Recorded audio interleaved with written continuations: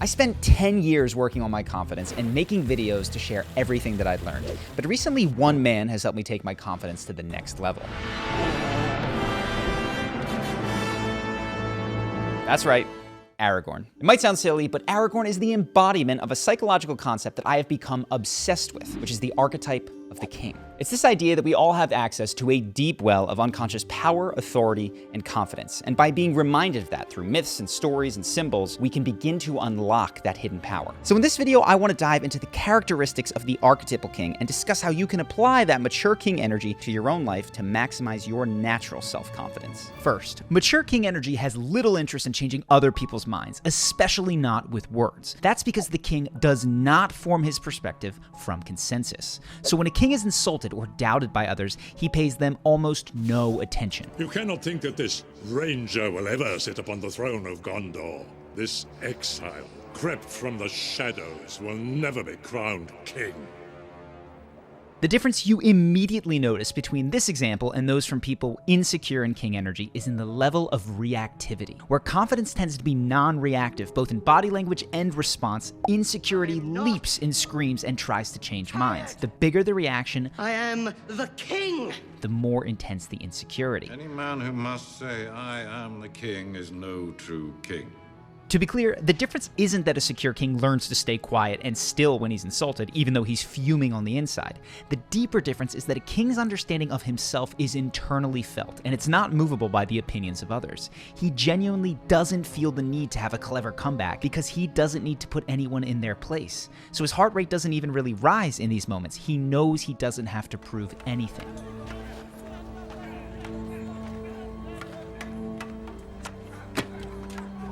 Now, of course, that clarity can be challenging when someone's hurling insults your way. Just know, fewer words, less performative action, and more steady building towards your goals will align you with the deep confidence of the king archetype. And that brings us to our second point. King energy inspires people around the king to feel a huge boost of confidence in themselves. They feel that more is possible, and it literally is, because the king energy is creative, and that creativity rubs off on everyone around you. This is in contrast to insecure men who attain positions of power. Without access to the unshakable self-confidence of the king archetype, these men are primarily concerned with maintaining their position, saving face, and avoiding responsibility for failure. In short, these men are stuck in survival concerns. You see it in Denethor, who can only worry about his own status even when confronted with the imminent invasion of his city. Rule of Gondor is mine, and no others. Now, often these insecure types start from ungrounded optimism. They insist everything is going great, which encourages people not to prepare for hardship. This is fine. For example, Denethor carelessly sends his son on a suicide mission.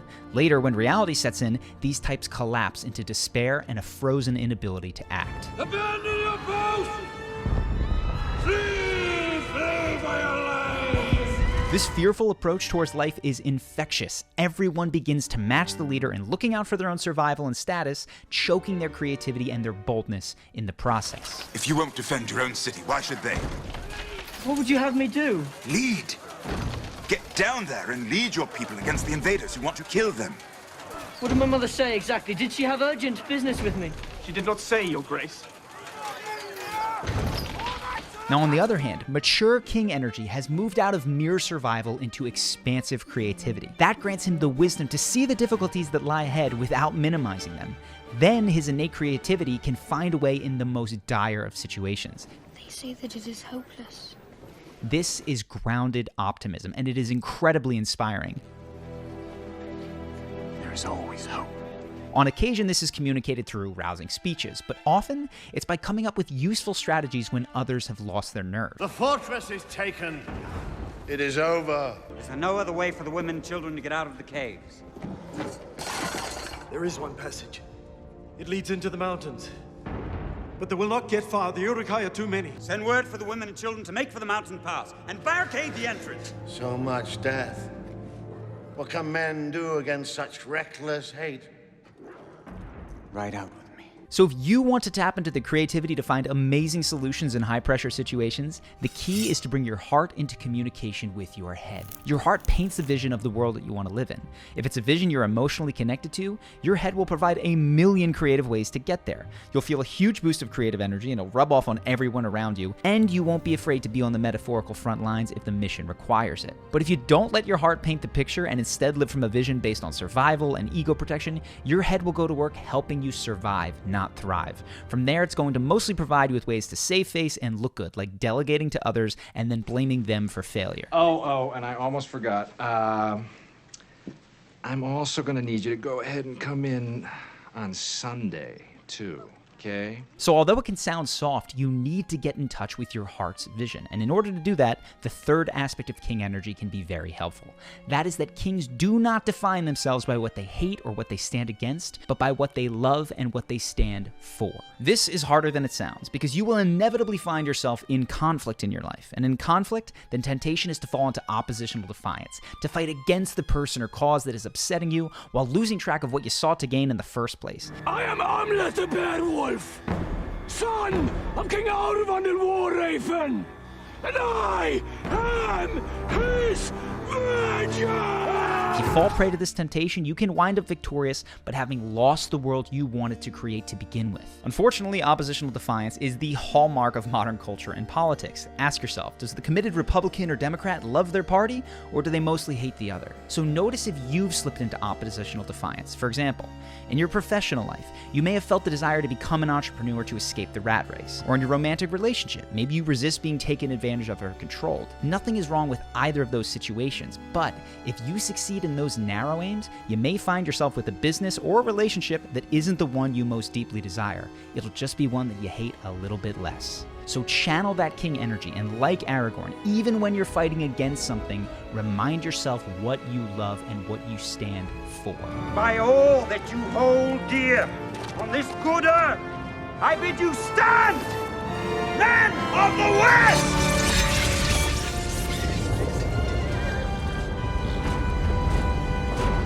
One specific question can reorient you if you've lost that connection, and it's this. If I believed that miracles were possible, what outcome would absolutely thrill me?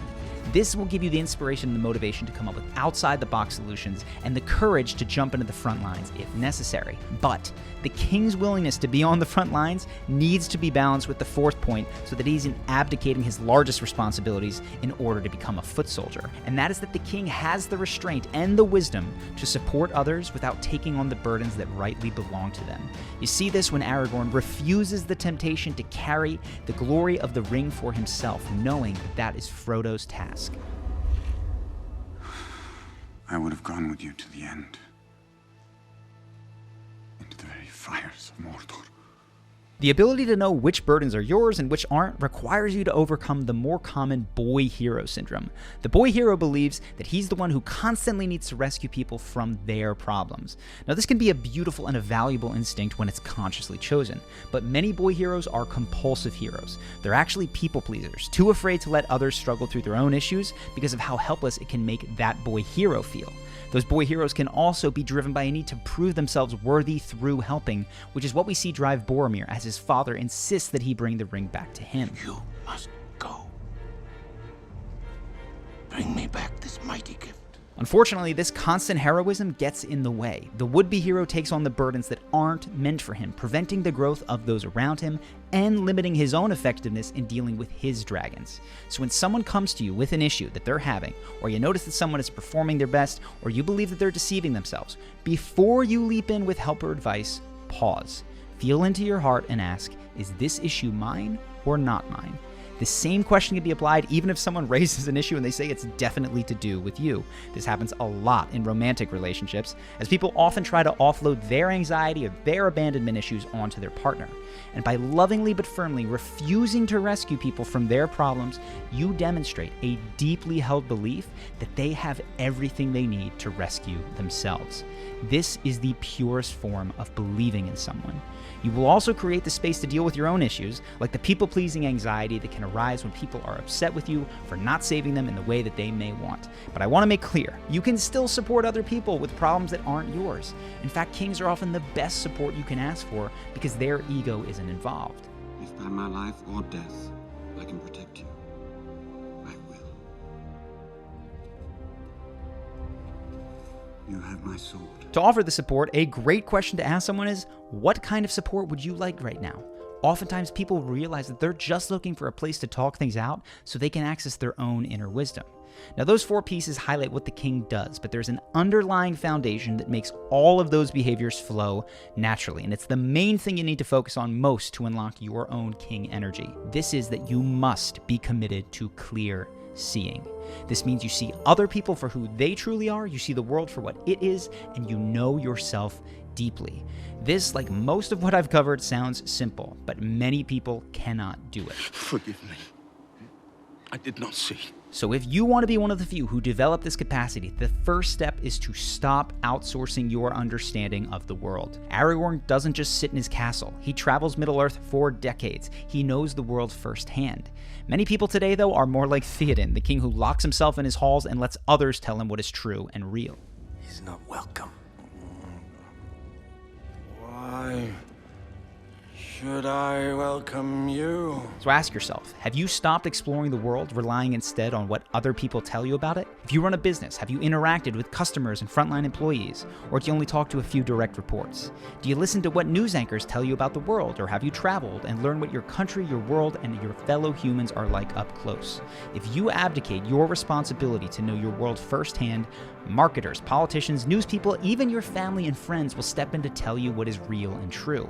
Despite what they claim, it will not be for your benefit. So insist on first-hand experience of the world. That could mean traveling, meeting with customers and frontline employees, or just calling a friend to clarify some gossip that you never spoke to them about directly. Oh my God, I'm not mad at her.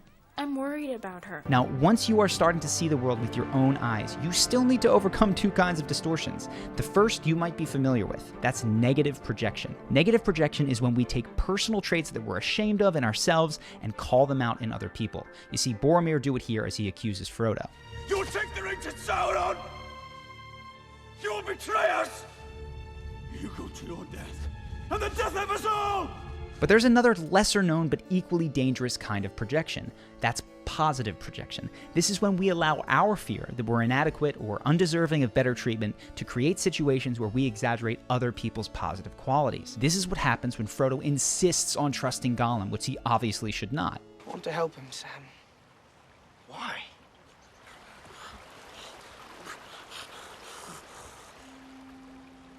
Because I have to believe he can come back. We positively project onto others because we fear having no other option and being alone if we admit that someone isn't right for us. This can occur in hiring and friendships, but it is incredibly common in romantic relationships. If you've ever seen someone or been the one who missed a bunch of red flags, positive projection is likely what was happening. Now, these types of projections fade naturally as you commit to a process called shadow work. That is reclaiming the disowned aspects of yourself, both good and bad. And if you're interested, let me know in the comments. I can go deeper into this topic in another video. For now, though, we can take a small aspect of shadow work, which is also the third foundational piece of clear seeing, and that is developing courage in the form of openness to feeling. Many of us have made unconscious vows about what we will feel. I will never again feel weak. I will never again feel that afraid. I will not feel that shame. I will save you, Father! I will save you, Mother! I will kill you, Fiona! These vows create compulsive behaviors that help us avoid situations where those feelings might arise. And then our lives begin to bend around those things which we refuse to feel. So maybe you avoid checking your bank account after a spending spree, or the scale if you haven't been to the gym. For me, I couldn't even look at some of my old YouTube videos because I didn't want to feel ashamed of them. And I want to give you a charisma tip of the day. Try to do one of these every single day. But in psychologically disowning those videos, I sapped my own motivation to create new ones. And it was after watching them and feeling both how proud I was of them and how far I'd come since making them that I was inspired to make this video. So sit and look and feel what happens when you open your eyes to what you've been avoiding. It can transform your life. The mature king goes through this process many, many times, opening up to those difficult feelings that most people vow to avoid, like fear, shame, and heartache. So when he goes to his heart in moments of conflict or pressure, it doesn't race and tell him to retreat to his head for a clever comeback or a face-saving excuse or a people-pleasing conciliation. Instead, his heart offers him deep, grounded wisdom. I. This is the long-term solution to the problem of reactivity that I discussed at the beginning of this video. I'll be honest though, this is not a fast process. The first several times can even seem to move you backwards. Your racing heart and uncontrollable emotions can seem like a sign that you're becoming weaker. What is actually happening is that you are moving the seat of your identity from the stories you and others tell about you to the felt sensation of who you are. From the socially agreed facts of you to the personally known experience of you. And while the confidence born from this process may not be in your face as the young heroes, it doesn't burn out. It gets brighter over time until even the doubters can't help but acknowledge it. I would have followed you, my brother. My captain. My king. Now, king energy, archetypes, and shadow work are all huge topics, and I've got quite a bit more to say about all of them. So if you found this video helpful and you'd like more, please let me know in the comments. Same thing with subscribing. That is a strong signal that you've enjoyed this video, and I'll be checking the analytics. So if this gets a lot of subscribers, I'm very likely to make more content like it. Plus, you won't miss it. If you want more in the meantime, you can also check out King, Warrior, Magician, Lover by Moore and Gillette, which is a fantastic book that covers these 4 archetypes in more detail, and it's one of the first places that I initially encountered them. Either way, I hope that you guys have enjoyed this video, and I hope to see you in a future one.